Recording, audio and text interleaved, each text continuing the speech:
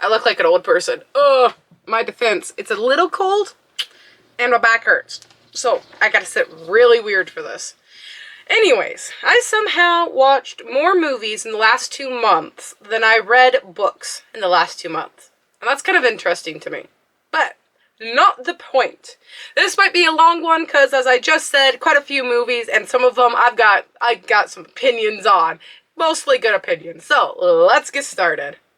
The first one is The Book Fair Murders. I rated it 2 stars. This is a random murder mystery that I found on Amazon.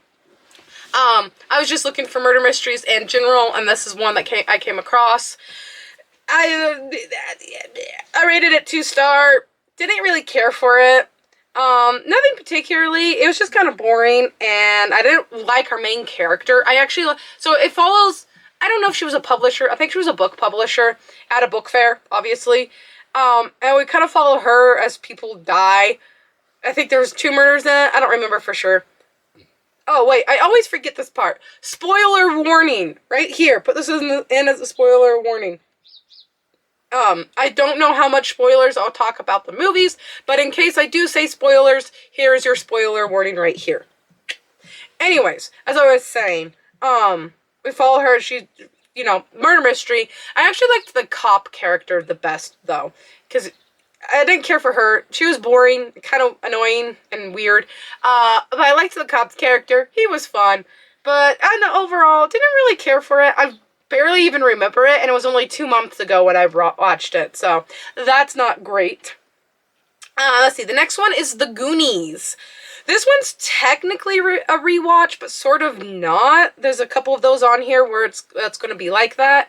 I have seen The Goonies before, but last time I saw it, I was probably a teenager, like 15 or 16 or something. So it's been a really long time since I've seen it. But I rewatched it with the family. I rated it a 3 star, so just kind of dead average. I enjoyed a good chunk of it. It's your classic coming of age adventure movie. I'm sure anyone watching this knows perfectly well what the Goonies are. The next one is The Blob. The 1958, I was looking up the date for it to make sure I said it right. 1958 horror film, The Blob.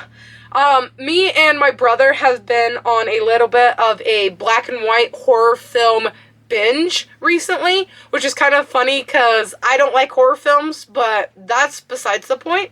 But we've kind of been watching these like old classic black and white horror films. This one was The Blob, and I actually kind of really enjoyed this one. It's an older movie, so it had its moments of being a little goofy, but I actually really enjoyed watching The Blob itself, and then I looked up later how they did certain parts, and that was really cool. One of the reasons I've been enjoying watching these old horror movies is as someone who is learning filmmaking and stuff, it's cool to watch the older stuff and then looking up how they did certain parts before CGI was a thing. So The Blob was really interesting for me on that part, but I also kind of enjoyed it in general. I really liked the characters we were following. I really enjoyed the setting. It was one of my, definitely up there. We've been kind of like tier ranking almost.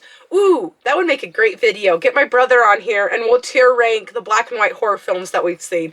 I would love to do that. I'm going to figure out how to do that. I know how I would do it. I'd do it in poster boards and I'd print them out and we'd use tape. Oh, that would be so fun. Oh, okay, stay tuned for that. That is going to be a video that's going to happen. Anyways, it's definitely up there on tier ranking for me. Probably not my favorite that we've seen, but it's definitely up there. Probably second favorite or something. Really enjoyed that one. Let's see. After that, I watched The Day the Earth Blew Up, the Looney Tunes film. Watched that one. I rated it a 3 star. Probably might tack it down to a 2 star. Nothing against it specifically, but it wasn't, I don't know, I didn't like really enjoy it. It wasn't bad, but I personally didn't really enjoy watching it. There were some parts that were kind of fun, kind of cool. Yeah, it was okay. It was an okay film. I didn't like it as much as Looney Tunes Back in Action.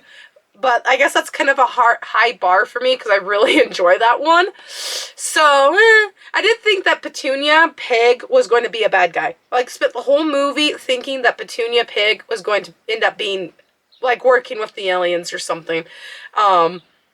So that was kind of interesting, kind of weird that that's where my mind went. After that, I watched My Neighbor Totoro, the Ghibli movie. This was a rewatch. This was 1,000 times rewatch.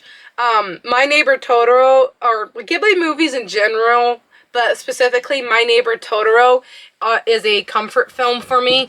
It's one that I tend to watch a lot if I don't feel good.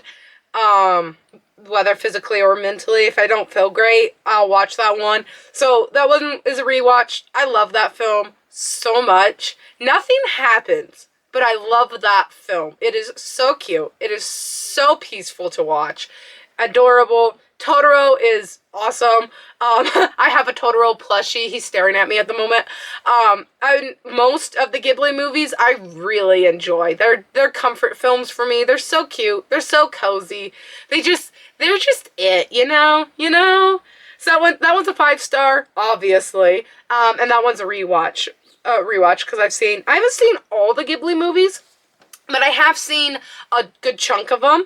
And My Neighbor Totoro is definitely probably my favorite out of all the Ghibli films. And it's definitely the one that I've seen the most often. So, let's see. After that, we have The Hoppers, the film that just came out. Don't remember if it's Pixar or Disney. I don't remember, or DreamWorks. Was it DreamWorks? Well, phooey, now I have to look it up. But anyways, the one that just came out not too long ago here. I went and watched that one in theaters, which I don't do very often. Oh, it's a Pixar film. Okay, that's what I needed to know. The Pixar film, The Hoppers. Not The Hoppers, just Hoppers. This film was interesting. This film was interesting. Made me cry at one point. I don't remember when, but it made me cry at one point. So, good Pixar film when it can make you an adult cry. There were some parts of it that I really enjoyed. Because they were so smart, and whoever wrote it, so smart. Because the parallels between the animals and the humans were so good. The art was so good. I really enjoyed the storytelling. It was just a very goofy movie. If you've seen it, you know that it's a little on the goofy side, which isn't a bad thing. There's absolutely nothing wrong with a film being a little bit on the goofier side, but this one definitely had its moments where it almost lost me because it was just so goofy. Like the shark specifically is what comes to mind, the whole shark scene. That was a bit much, okay? That was a little bit much.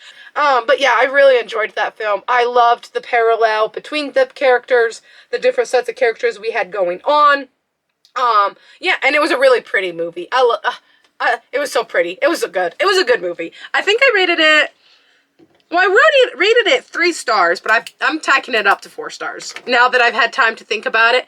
So when I write the star rating on the film, on these, it's usually like right after I read or watched something. So it's what my thought is right there, and that sort of opinion does change after I give it like a couple weeks to think about it. The Hoppers being one of them, I think it's more of a 4-star than a 3-star watch personally. I really enjoyed that one. That was a good one. Let's see, the next one is a rewatch. Indiana Jones and the Raiders of the Lost Ark. I think it's the first Indiana Jones movie. 5-star rewatch. I've seen this one off and on quite a few times. I want to watch the other Indiana Jones, because it's been a long time since I've seen the other ones. So I want to watch the other Indiana Jones, so those will probably be in the next video I film. Really enjoy this one. A good old classic adventure. Good old classic Harrison Ford. Excuse me. I really like this one. I'm a big Indiana Jones fan. Really enjoyed it. Not much to say on that. Ooh, the one after that one, though. The Adventures of Robin Hood with... Hang on, this one I looked up something real quick. The Adventures of Robin Hood, the 1938 movie. I enjoyed this one so much. I'm a Robin Hood fan. I grew up listening to like the books of Robin Hood, so I grew up with a lot of his stories. I grew up with the Disney animated Robin Hood, the animal one with the fox. Half the time, Robin Hood is a fox in my head. He just is.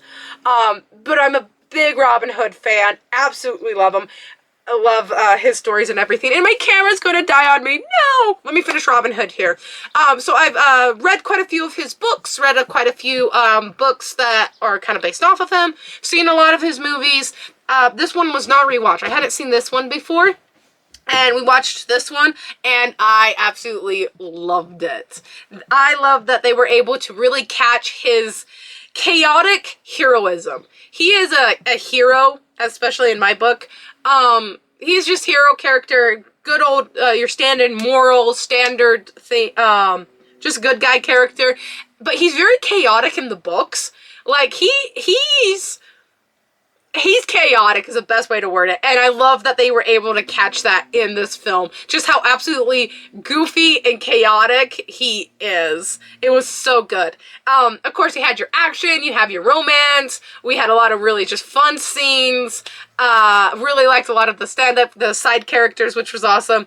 5-star, absolutely loved this film. Okay, anyways, Robin Hood, good. Let's see, the next two are rewatches. The first one being The Princess Bride, 5 stars. That's a rewatch. Rewatch it every couple years. That's such a good one. As the grandfather pitches it in the beginning, there's everything. There's fencing, there's romance, there's horseback riding, there's fighting, there's espionage, there's humor in it. It's a really good one. Definitely a favorite. We rewatch it. The whole family rewatches it every couple of years, or every year or something. It's crazy. But it's such a good one because it does have so many different parts in it. And the characters are good. The sword fighting's fun. It's such a good one. That's definitely one of the favorites in the household and of mine. The next one, which was also a rewatch, Aloha Scooby-Doo, let me double check, make sure that's the actual name. Yeah. Aloha Scooby-Doo. It's a Scooby-Doo movie. I've been kind of rewatching a lot of those, the Scooby-Doo movies, also with family. This one I rated a 2 stars. When I was younger, I remember really liking this one, but as a rewatch, it's a little weird, and like the reasoning, like the motive to what was happening makes absolutely no sense whatsoever.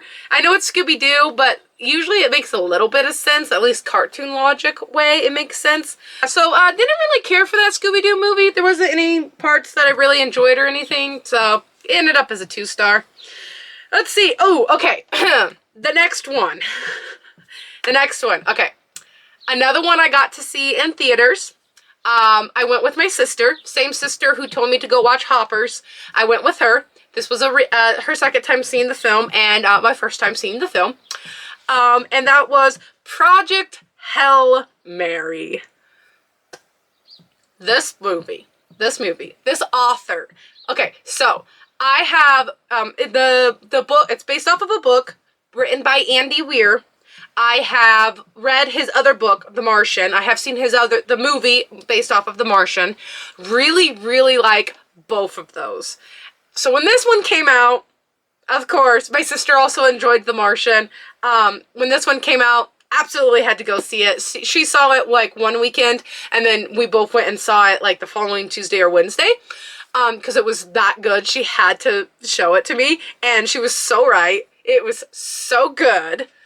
This movie, I kind of wanted to have her be on here for this, but she's working, so I can't, unfortunately. But this movie was so good. And okay, so we watched this movie, and then I went to go find behind the scenes, because I wanted to know how they filmed a lot of it, because I had heard that they actually used more practical effects than CGI. And again, as someone learning how to do practical effects, or wants to learn how to do practical effects, this really intrigued me, so I went and started watching behind the scenes, and that happened to be 3 days before Artemis 2 landed back on Earth.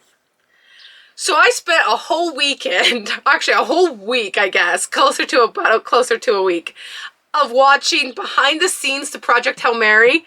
And then because that was on my algorithm, everything was showing me Artemis 2 videos. Oh, it was so cool. It was so cool. Both of them happened at, I know it was kind of weird. It's kind of weird, you know, kind of comparing like the movie to what was happening in real life. But it was cool because that's Artemis 2 probably would not have ended up on my feed in my algorithm if I hadn't been watching behind the scenes for Project Hail Mary. So it was really, really cool to end up on real life, like NASA stuff for a while there. And it still pops up in my YouTube feed occasionally, news about the Artemis 2 and everything. So that kind of dates this video a little bit. I acknowledge that, but that's fine because Artemis 2, that whole thing, so cool, awesome. And then Project Hail Mary, also really, really cool. The movie and the facts of the practical effects. The practical effects was so cool to find out about. Rocky was a puppet. He wasn't CGI. It was a legitimate puppet that they had. And I think they had like 6 separate people being the puppeteers to make him move and do everything that he does, which is really, really cool. And then one of the scenes, one of the very beautiful scenes they did where I forget what's happening. They're fixing to go down in the planet to get like a sampling. And, our main star, Grace, is having like a moment with all of these like particles and stuff that was happening. Yeah, that wasn't CGI either. That was also practical effects. They had a very specific camera. They set up basically a giant black box and filmed that whole scene with a very specific camera to catch, I don't remember if it was like laser beams, but like light particles that they were putting into this box. And that's how they made that. And it's so cool. And it was so fascinating. I could go on forever and just the behind the scenes, but then the story itself, my sister's right. This is all what my sister has to say about Andy Weir and his stories. They're so full of hope. If that makes sense. Their themes are, it's just hopeful. There's this element of, well, I can't think of any other word than hope. There's this element in his books about being hopeful, about humanity, you know, being good, being humanity, being good people. The Martian, this is all her words. And I agree with them. This is 100% true. The Martian follows, that, yeah, a whole planet would get together to save one person, to bring home a person, a really cool thing.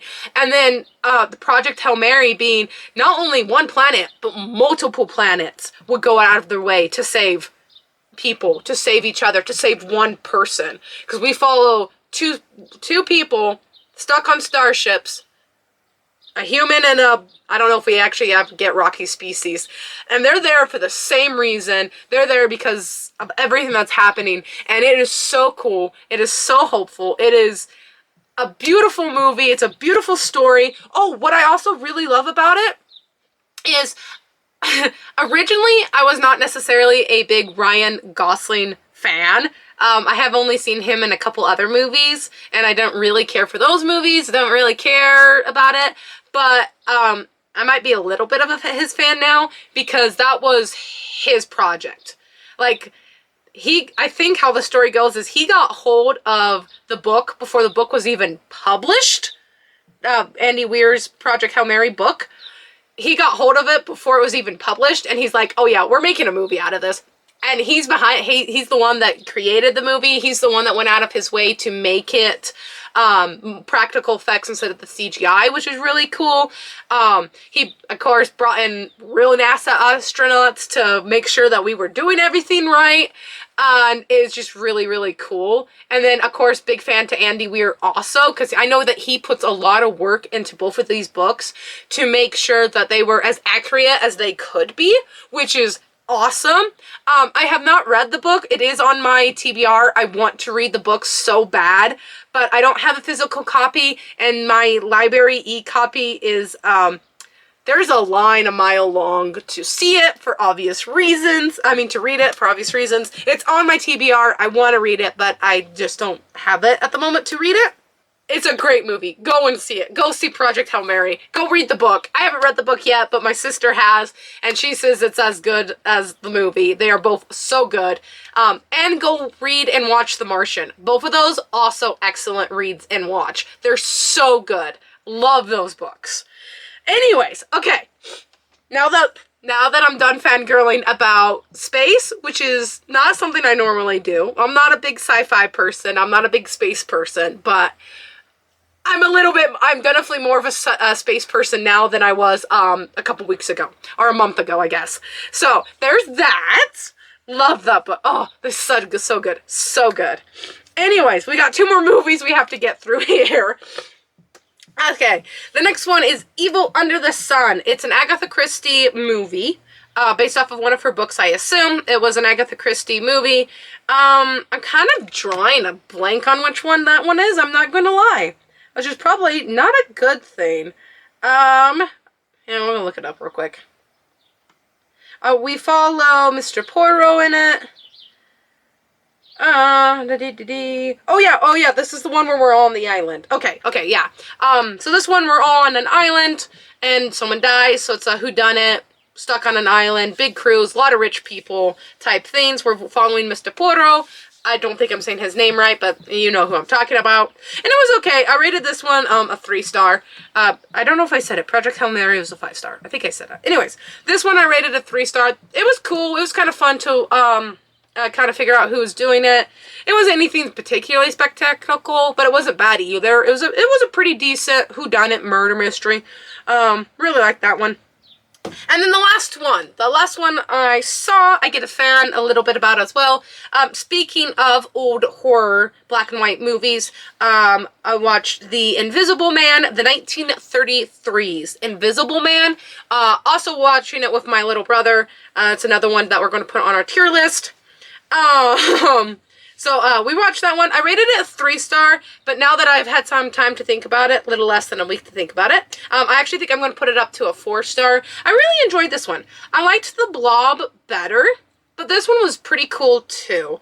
There were some parts of it that just kind of came off kind of goofy-like, but there was also some other parts to it that was legitimately kind of creepy. And then the ending was unsatisfying. That's why I rated it a 3-star. The ending was really it wasn't a very good ending. It was just kind of, it was a very logical conclusion to the story, but it wasn't very satisfying conclusion to the story.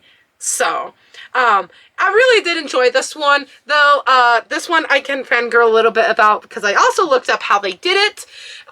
Again, it's a 1933, so it's before CGI, so I did some research to find out how they did some of the practical effects, and it was so much work to do to make him invisible.